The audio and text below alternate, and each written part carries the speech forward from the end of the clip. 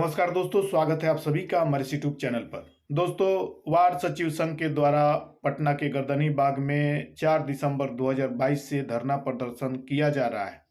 इस बीच बीच में जितना भी पर्व आया उसको वार्ड सचिवों ने वहीं पे मनाया।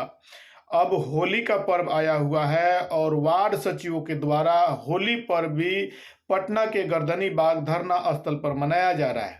सरकार से इन लोगों की मांग है कि इनको अस्थायी किया जाए, इनकी जो मानदेय है उसको दिया जाए, लेकिन अभी तक सरकार के द्वारा कोई संज्ञान नहीं लिया गया है।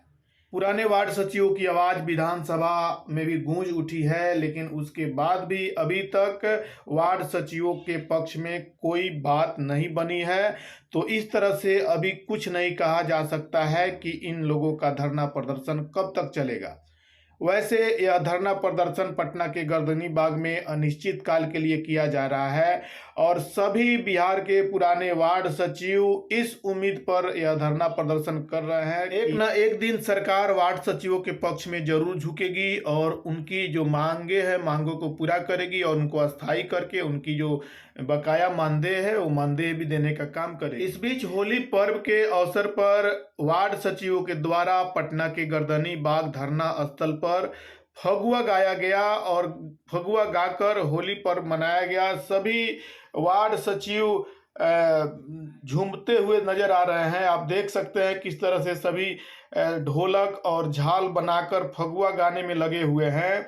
और एक तरह से देखा जाए तो वैसे तो ये सभी खुश नहीं है, अपनी मांगों को लेकर अनिश्चितकाल धरना प्रदर्शन कर रहे हैं। लगभग 3 महीना से यह धरना प्रदर्शन जारी है, लेकिन उसके बावजूद भी वार्ड सचिव फगुआ गाकर झूम रहे हैं, नाच रहे हैं। एक तरह से कहा जाए तो यह नाचना गाना एक दिखावा है। हालांकि अंदर से जितने भी पुराने वार्ड सचिव हैं मायूस हैं, दुखी हैं और सरकार से यह गुहार लगाए बैठे हुए हैं कि उनकी मांगों को जल्द से जल्द पूरा कर दिया जाता तो ये सब धरना स्थल से अपने अपने घर जाकर फिर से कार्यरत होकर वार्ड के विकास कार्यों को कंटिन्यू कर सके।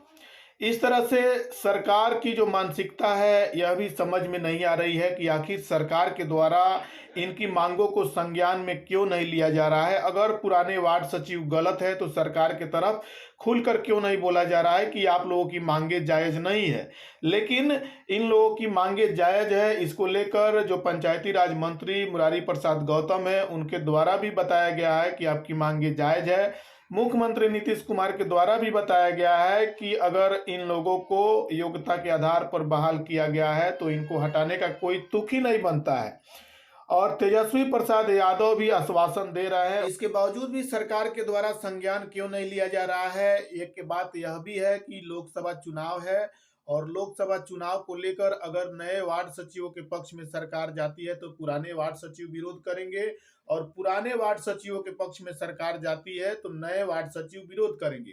तो हो सकता है इसको लेकर भी सरकार के द्वारा अभी तक कोई संज्ञान नहीं लिया जा रहा है और अगर इस तरह की बात होगी तो यह धरना प्रदर्शन 2024 तक भी जा सकता है। तो इस तरह से अभी कुछ नहीं कहा जा सकता है कि आखिर माजरा क्या है, सरकार क्या चाहती है। वैसे तो वार्ड सचिव वार्ड सदस्य में घमासान मचा हुआ है, जिसको लेकर बिहार पंचायती राज व्यवस्था ठीक नहीं हो पा रही है और बिहार पंचायती राज से जुड़ी जो भी योजनाएं हैं जिस पर काम हो रही है, जिसमें अनियमितता पाई जा रही है, उसको लेकर वार्ड सदस्य अपने अपने वार्ड में तत्पर होकर और इस पर आवाज उठा रहे हैं। और बहुत जगह पर जो मुखिया प्रतिनिधि के द्वारा 15वीं वित्त आयोग के द्वारा जो काम किया जा रहा है उसमें अनियमितता पाई जा रही है, उसको लेकर भी वार्ड सदस्यों के द्वारा हमेशा आवाज उठाया जा रहा है। अधिकतर जगहों पर मुखिया प्रतिनिधि के द्वारा 15वीं वित्त आयोग की राशि से जो काम किया गया है उसमें गड़बड़ी पाई गई है, घोटाला किया गया है, जिसको लेकर वार्ड सदस्य एकजुट होकर मामले की जांच भी कराना चाहते हैं। लेकिन बहुत जगहों पर है कि बीपीआरओ साहब आ रहे हैं और वार्ड सदस्यों को समझाने का प्रयास कर रहे हैं, लेकिन वार्ड सदस्य मुखिया के प्रति किसी प्रकार का कोई बात नहीं सुनना चाहते हैं। वो एक ही बात कर रहे हैं कि मामले की जांच होनी चाहिए। हाल ही में बांका जिला के चांदन प्रखंड में सभी वार्ड सदस्यों ने मिलकर मुखिया के खिलाफ कंप्लेन करने के बाद जिला पदाधिकारी के द्वारा प्रखंड विकास पदाधिकारी को यह आदेश दिया गया कि मामले की जांच किया जाए, जिसको लेकर बीपीआरओ साहब को भेजा गया पंचायत में, जब बीपीआरओ साहब पंचायत पहुंचे तो पंचायत भवन में सभी वार्ड सदस्यों को रूम में अंदर से बंद करके प्राइवेट मीटिंग किया गया। प्राइवेट मीटिंग करने के बाद वार्ड सदस्यों को समझाने का प्रयास किया। जब वार्ड सदस्य नहीं माने तो बीपीआरओ साहब के द्वारा यह कहा गया कि जांच प्रक्रिया की कार्रवाई शुरू होगी, लेकिन उसके लिए आगे का एक समय निर्धारित किया जाएगा। तो इस तरह से पंचायत में विकास कार्यों को लेकर जो योजनाएं आ रही है, योजनाओं में घोटाला हो रहा है और जमीनी स्तर पर जो काम किया जा रहा है उसमें अनियमितता पाई जा रही है, जिसको लेकर वार्ड सदस्य तत्पर होकर और मुखिया प्रतिनिधि के द्वारा जो काम किया जा रहा है उसमें आवाज उठाने का काम कर रहे हैं।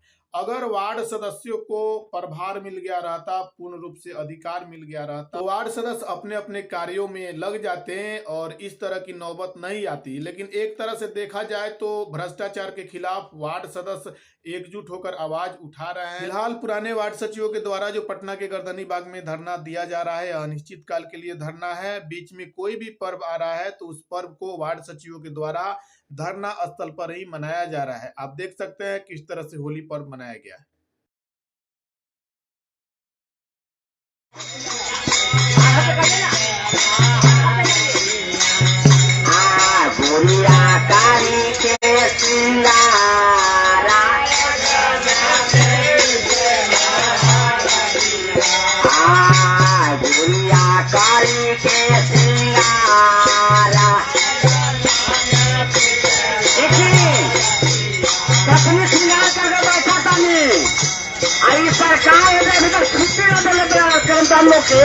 तो पत्नी कैसे मनाए होली पति से